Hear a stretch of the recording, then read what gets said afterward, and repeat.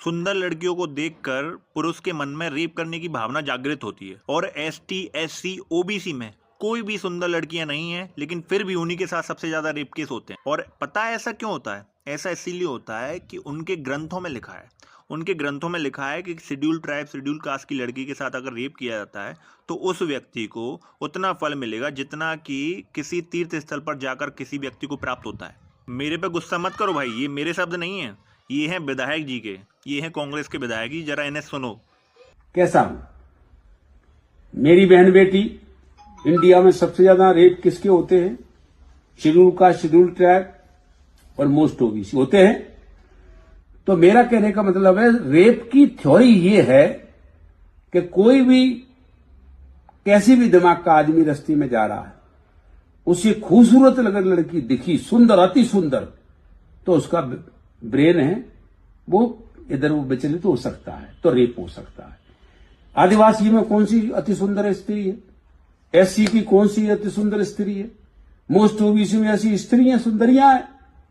क्यों होता है बलात्कार? उनके धर्म ग्रंथों में इस तरह की निर्देश दिए गए, हिंदू धर्म ग्रंथों में। हाँ, उनके ग्रंथों में। अब हिंदू है कि नहीं है, मैं उनके ऊपर मुझे कुछ नहीं कहना, उनके ग्रंथों में।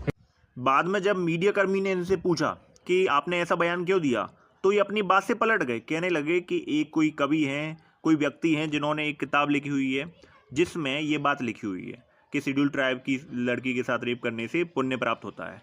तो भाई तुमने उसे धर्म ग्रंथ कैसे बता दिया? वो हिंदू धर्म का धर्म ग्रंथ कैसे बन गया?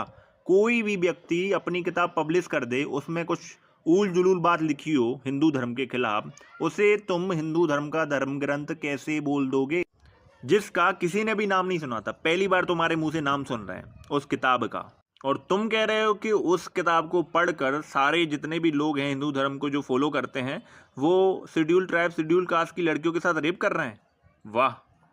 मैं सभी हिंदुओं से आगाह करना चाहूँगा और प्रार्थना करना चाहूँगा कि ऐसे नेताओं से अपनी बच्चियों के, बेटियों के संरक्षण की अपेक्षा ना करें, क्योंकि जैसा इन्होंने बोला, सुंदर लड़की को देखकर रेप करने की भावना जागृत होती है। तो जिस लड़की की सुरक्षा के लिए आपने इनके हाथ में बागडोर दी, अनफॉर्चुनेटली वो बेटी या वो बच्ची सुंदर हुई, तो इनके मन में भी, क्योंकि ये भी पुरुष हैं, तो इनके मन में भी उसे देखकर रेप की भावना क्यों जागृत नहीं हो सकती? मतलब भगवान ने बोलने के लिए मुंह दिया है, तो इसका मतलब ये नहीं है कि उससे कुछ भी निकालो।